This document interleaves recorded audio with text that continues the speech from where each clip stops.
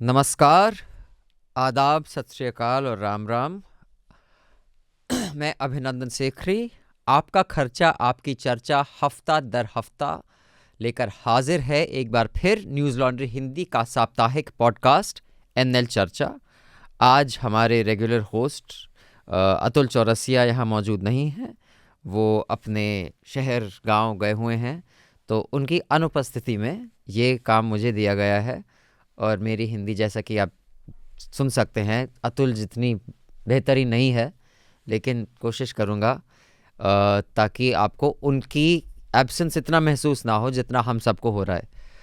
खैर, मैं पहले अपने पैनल से आपका परिचय करा लूँ और फिर हमारे सहयोगी विकास हेडलाइंस आपको देंगे कि इस हफ्ते क्या क्या चर्चा में रहा, क्या क्या खबरों में रहा।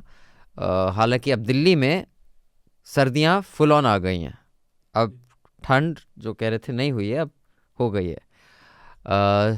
तो मौसम की इस जानकारी के बाद मैं आपको अपने पैनल से मिला दूं। हमारे साथ जूम पर हैं आशुतोष भारद्वाज, जो शायद 2 या 3 हफ्ते पहले हफ्ता पर भी थे। राइट आशुतोष? जी जी, आप बुला लेते हैं, आपकी मोहब्बत है ये। हाँ जी, बेशक। और आपका एक्चुअली उसमें जो भी कमेंट्री थी उस पर काफ़ी हमें पॉजिटिव फीडबैक मिला, और मैं बोला गया कि आशुतोष को और ज़्यादा बुलाया करो, तो हमने बोला ठीक है। ये एक जर्नलिस्ट हैं, एक राइटर हैं, लिटरेरी क्रिटिक भी हैं। फिर हमारे साथ है निकिता सोनवाने। Hello Nikita, welcome. निकिता जी एक एडवोकेट हैं जिसकी आजकल पत्रकारों को बहुत ज़रूरत होती है। मुझे तो वो काफ़ी ज़रूरत है, क्योंकि मैं वकीलों से ज़्यादा बात करता हूँ और पत्रकारों से कम। 4-4 5-5 केसेस जो हम लड़ रहे हैं। ये को फाउंडर है criminal justice and police accountability project की, CPA प्रोजेक्ट। और फाइनली हमारे साथ श्रवण गर्ग जी मौजूद हैं। ये ग्रुप एडिटर हुआ करते थे दैनिक भास्कर के, जो इंडिया का टॉप हिंदी अखबार है। चीफ एडिटर हुआ करते थे नई दुनिया के, जो भी दैनिक जागरण ग्रुप का हिस्सा है। कि ये जो मल्लिकार्जुन खड़गे जी का जो नाम सजेस्ट हुआ है, ये आपके हिसाब से मास्टर स्ट्रोक है कि मिस्टेक है? मल्लिकार्जुन खड़गे जी का नाम क्यों सजेस्ट किया गया? इसलिए सजेस्ट किया गया होगा कि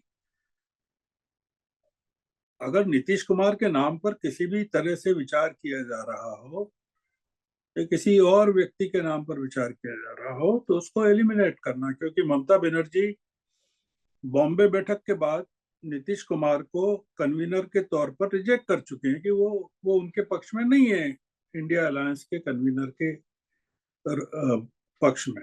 मल्लिकार्जुन खड़गे की जो कहानी है, उनकी जो लाइफ स्टोरी है, वो अगर अच्छी तरह पैकेज की जाए, जैसे मोदी जी ने अपनी लाइफ स्टोरी ऐसे बताई है जैसे कि पता नहीं उन सारी दुनिया भर के सब मिसफॉर्चून उनके ही सर आए, उससे कहीं ज़्यादा ड्रामेटिक है मल्लिकार्जुन खड़गे की लाइफ स्टोरी।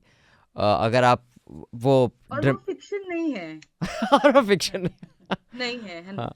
तो वो बहुत बड़ा अंतर है उसमें कि फिक्शन नहीं है, जमीनी तौर से नेतृत्व है, और वो भी ऐसे समुदाय से आते हैं, मतलब जिसका नेशनल लेवल पे अभी भी रिप्रेजेंटेशन बहुत कम है। तो आई थिंक ये अ, मतलब मैं ये टाइमिंग इसका सही है या नहीं सही है, इसके बारे में मतलब मैं नहीं बोल सकती, बट ये ज़रूर बोल सकती हूँ कि जो उनका काम है, जो उनका पॉलिटिकल करियर रहा है, और मतलब जो उनकी लीडरशिप रही रही है, उसको हार्नेस करना और उसको फर्दर करना, ये बहुत इम्पोर्टेंट मूव रहेगा अगर वो सही तरीके से किया जाए तो। यह कांग्रेस की शक्ति का ही एक तरह से स्वीकार है कि भाई आप सबसे बड़ी पार्टी हो, तो अब आप आके कमान संभालो। और इससे भी आप आपके नेता से, आपके प्रथम नागरिक से बढ़कर बड़ा नेता कौन हो सकता है उस कमान को संभालने के लिए? एक बात। दूसरी बात, जो अभी आपने बड़ी अच्छी बात कही थी, खड़गे साहब का जीवन बड़ा अद्भुत है, शायद कम लोगों को मालूम है। वे 7 या 8 साल के थे जब उनके घर में आग लगा दी गई थी और उनकी माँ सांप्रदायिक दंगों में मारी गई थी। खड़गे साहब दलित थे, वे आगे बढ़ के बौद्ध बने और बौद्ध स्कॉलर हैं। वे सिर्फ नव बौद्ध नहीं है, वो अध्येता है बड़े भारी, और कई भाषाएं भी आती हैं। आपको अचंभा होगा जो बताऊंगा कि वो जब धारावी में भाषण देते हैं मराठी में बोलते हैं। और मराठी भी उनको मराठी के भी कई सारे वेरिएंट्स आते हैं। मतलब पुणे में जाएंगे तो पुणे की संस्कृत निष्ठ मराठी बोल देंगे। धारावी में जाएंगे तो धारावीवादी मराठी बोलेंगे, और जब वो गुलबर्गा या धारवाड़ जाएंगे तो कन्नड़ा में बात करते हैं वो।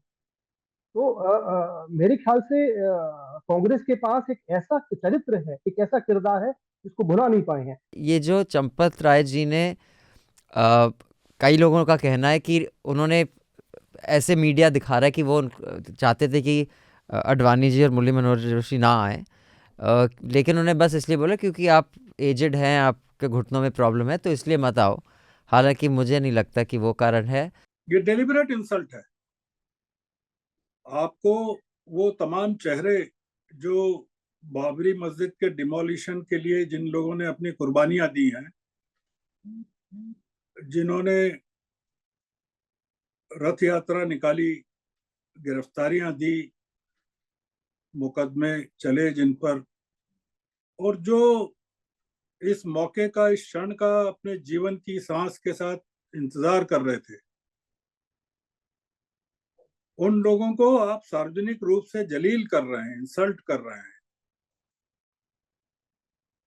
आपको कहने का कोई अधिकार नहीं कि आप उनसे कहें कि आपकी उम्र हो गई है, आप बीमार हैं, अस्वस्थ हैं, इसलिए मत आइए। आप उनको मौका दीजिए कहने का कि हम नहीं आ रहे हैं, आ रहे हैं। करेक्ट। आप क्या साध्वी ऋतंभरा को बुला रहे हैं क्या? आप उमा भारती को बुला रहे हैं क्या? आप विनोद कटियार को बुला रहे हैं क्या? देखिए, आप पहले ही कह चुके हैं कि मार्गदर्शक मंडल तो कब का रिटायर हो चुका है। तो ये लोग तरह तरह के खोज रहेंगे और दलील करने के लिए। लेकिन एक बात बताओ, जो व्यक्ति वहां गए थे उनको बुलाने के लिए, जिनके साथ अखबारों में तस्वीरें छपी, उनमें से एक है आलोक कुमार। आलोक कुमार बहुत बड़े वकील हैं दिल्ली में। वो दिल्ली में पहले आरएसएस के सह संघ संचालक थे, जो जिसे अंग्रेजी में हम कहेंगे वाइस स्टेट प्रेसिडेंट। इस समय वीएचपी के इंटरनेशनल जॉइंट सेक्रेटरी है वो। तो उनकी ट्रेजेक्ट्री अगर आप देखेंगे तो वो आरएसएस से उठते हैं और फिर अभी कुछ समय पहले बीएचपी में आ जाते हैं। तो उनकी उपस्थिति, मतलब वो चंपत राय में टेक्निकली वो चंपत राय से ऊपर है आज की तारीख में हायरार्की में, आलोक कुमार। और उनका मैं आपको वैसे बता सकता हूँ, आरएसएस का रिपोर्टर होने की वजह से उनकी आडवाणी जी के प्रति पर्याप्त श्रद्धा रही है अपने समय, आलोक कुमार। तो अगर वो वहां उपस्थित हैं तो इस बात का भी सूचक है कि अगर हम एक तरह से नजरअंदाज भी कर रहे हैं अपने बुजुर्गों को, तो हम जाके माथा भी टेक रहे हैं, इज्जत के साथ नज़रअंदाज कर रहे हैं। हाल के कुछ सालों में भाजपा का नेतृत्व तो बहुत ज़्यादा केंद्रीकृत हो गया और एक शख्स के इर्द गिर्द घूम रहा है सब, और वो नहीं चाहता कि उसके आसपास किसी और का नाम ऐसे क्रेडिट के या श्रेय के डॉट बतौर में लिखा जाए कि मेरे अलावा भी यहाँ कोई था, चाहे वो संसद भवन की आपकी फ़ोटो सामने आती हो नए उद्घाटन पे या सब चीज़ें। तो वो एक वजह हो सकती है। और दूसरा, उनके साथ बाकी जब से सत्ता में आए हैं तो तब से अलग अलग तरीके की फ़ोटो आती हैं जिसमें कभी आडवाणी जी हाथ जोड़े खड़े हैं, कभी बाकी चीज़ें हो रही हैं। तो वो एक अलग तरीके की मैसेजिंग है कि आप दूर रहें तो ज़्यादा बेहतर है। अब हम तीनों अब जो बिल्स पास हुए हैं वो डिस्कस करेंगे एक एक करके। आप जो भी आपको लगता है जो सबसे सिग्निफिकेंट, सबसे इम्पोर्टेंट बिल है या जो सबसे डरावना है या डेंजरस है, मैं सिर्फ टेलीकॉम बिल के बारे में मैंने पढ़ा था क्योंकि परसों डिजीपब का एक इवेंट हुआ था इसको लेकर। 3 पैनल हुए थे लॉयर से जर्नलिस्ट के साथ, और मैं चाहूँगा कि हमारे दर्शक भी इन तीनों डिस्कशंस को देखें, ये ऑनलाइन जा चुकी हैं। तो वो पास हुए, ये बाकी 3 बिल पास हुए और बाकी 2 अमेंडमेंट्स के बिल पास हुए थे, उनमें इतना बहुत सिग्निफिकेंट चेंज नहीं था। और इम्पॉर्टेंटली ये पास हुए एक ऐसी पार्लियामेंट में जहाँ 147 मेंबर्स, या तब 145 थे, 2 शायद कल 143 थे तब तक, और कल 146 हो गए जब ये तीनों आपराधिक कानून जो क्रिमिनल लॉज जो नए आए हैं। तो ऐसी संसद पास हुए। तो मैं हमारी जो कानून की जानकार लॉयर हैं उनसे शुरू करूंगा। एक तो ये है कि आपने जो है टेररिस्ट क्राइम्स का स्कोप बहुत वाइडन कर दिया है, कि अब उसमें आप उस एम्बिट में किस तरीके के ऑर्गेनाइज्ड क्राइम को, क्योंकि ऑर्गेनाइज्ड क्राइम जो है इस पूरे कोड का एक बहुत ही महत्वपूर्ण हिस्सा रहा है कि आप पेटी ऑफेंसेस में भी ऑर्गेनाइज्ड क्राइम बना रहे हैं, कि मतलब बहुत इसका रेंज आप अगर स्कोप देखेंगे कि एटीएम से मैंने पैसा चुराया से लेकर affecting the sovereignty of the Indian state, ये पूरा इसका एक लीग है। मतलब आप, और बहुत ही वाइड स्कोप है कि whichever causes disharmony or threatens the safety and security of the state and its citizens। तो ये मतलब ये बहुत बहुत ही इन शब्दों को अलग-अलग तरीके से इंटरप्रेट किया जा सकता है and often to the detriment of the person जिसके ऊपर आप केस लगा रहे हैं, है जी ना? हाँ। अब पुलिस में क्योंकि हमारा अनफॉर्चुनेटली हर रोज उनसे पाला पड़ता है, तो हम देखते हैं कि एक तरीके से उनके पास डिस्क्रिशनरी पावर बहुत ज्यादा है। मतलब आपने जिन वकील से बात की उनका ये कहना बिल्कुल सही है कि इसमें बहुत ज्यादा एप्लीकेशन ऑफ माइंड नहीं हुआ है। मतलब जो कोई एक बहुत बड़ा डीकोलोनाइजिंग एफर्ट बता रहे हैं, ये this is basically colonizing whatever the same kind of colonial legacy बस in a different language। आपने हिंदी नाम रख दिए, मकौले के जो नाम थे उसको हटाकर, है ना? तो अपने पैकेजिंग जो ये बहुत बढ़िया करते हैं, इसको अभी एक संस्कृताइज्ड पैकेजिंग किया है अब इसका। कि पुलिस कस्टडी 14 दिन से बढ़ाकर 90 दिन कर दी गई है। और ये सबसे ज़्यादा मुझे लगता है एक आम इंसान के लिए, एक आम नागरिक के लिए सबसे ज़्यादा आपत्तिजनक बात ये होनी चाहिए। जबकि कोर्ट्स बोलते रहते हैं कि भाई bail should be the order of the day, पहले से ही पनिशमेंट नहीं होनी चाहिए, ये नहीं होना चाहिए, वो नहीं होना चाहिए। अब 90 दिन तक आपको अंदर रख सकते हैं बिना कुछ मतलब दिखाए कि भाई क्यों रखा है, कैसे रखा है। मतलब चार्जशीट वार्जशीट तो बाद की बात है। कई सारे ऑफेंस में community service as a punishment, as a दंड प्रिस्क्राइब कर दिया गया है। और आपको अचंभा होगा, इसमें एक ऑफेंस है राष्ट्रपति और उपराष्ट्रपति के प्रति की अवमानना। मसलन जो अभी केस पिछले कुछ दिनों चल रहा है, जो आप जान रहे हैं, तो अगर वो स्टेब्लिश हो जाता है तो जितने भी लोग हैं, मतलब हमारे राहुल गांधी वगैरह वगैरह, हो सकता, मतलब बहुत संभव है अगर ये लॉ पास हो गया, उन सबसे कहा जाएगा आप 4 दिन के लिए ITO पर आप जो है, आप कम्युनिटी जो भी कम्युनिटी सर्विस अभी इस समय फ्लूइड है, तो कम्युनिटी सर्विस सुनने में बहुत अच्छी चीज है, ये एक नैतिक मूल्य है, लेकिन ये सोवियत मॉडल के स्टेट्स में हुआ करता था। अब कम्युनिटी सर्विस वो एक बिल में ला रहे हैं, लेकिन इन द पास्ट भी काफ़ी अनयूजुअल ऑर्डर्स कोर्ट्स दे चुके हैं। मुझे पता नहीं, मुझे याद है जब मैं रिपोर्टर हुआ करता था न्यूज़ ट्रैक में 90s में, मुझे दिल्ली के आई थिंक 30,000 कोर्ट था, कौन सा कोर्ट में भेजा गया था। एक लड़का जो बदतमीजी कर रहा था, लड़कियों को छेड़ रहा था, जज ने उसको बोला तुम रोज़ आओगे यहाँ पर और मेरे कोर्ट में कोने में खड़े रहोगे। और मैं और उन दिनों कैमरा भी अंदर ले जाने देते, तो मैं जाके कैमरा बड़े बड़े कैमरा लेकर मैं उसको शूट कर रहा था, वो बेचारा खड़ा था ऐसे बेचारा नहीं, मतलब जो ऐसा वैसे दंड है नहीं। और ऑफ कोर्स फिल्मों में तो एक स्टेप ऊपर है। आपने पता नहीं आपकी उम्र होगी, श्रवण जी को तो याद होगा, एक दुश्मन करके फिल्म थी राजेश खन्ना की, दुश्मन दुश्मन जो सब, वो वाला। तो उसमें जज ने बोला था क्योंकि ट्रक से तूने उसको मारा है, तू मीना कुमारी थी, वो मीना कुमारी का हस्बैंड, तू जाके उनका सब मतलब खाना पीना, क्योंकि अर्निंग मेंबर को तूने मार दिया है, you will take care of that family. 3 जो नए आपराधिक कानून जो लेकर आए हैं, जिसमें कि सिर्फ नाम नहीं बदला गया, जैसे कि आत्मा की बात हो रही है। तो सबसे पहला तो यही है कि ये क्यों ज़रूरत पड़ी, मुझे तो यही समझ में नहीं आ रहा कि हमें बदलने ही क्यों थे। ठीक है, और जिस तरीके से कहा गया कि कॉलोनाइजेशन का हम जो है वो सब मिटा रहे हैं, सब यादें और सब जितना कुछ है हमारे पास, हमें बहुत ज़रूरत थी। ठीक है, पर आपने 97-98% तो सब चीज़ें वही रख ली, तो उसमें आपने मिटाया कुछ नहीं।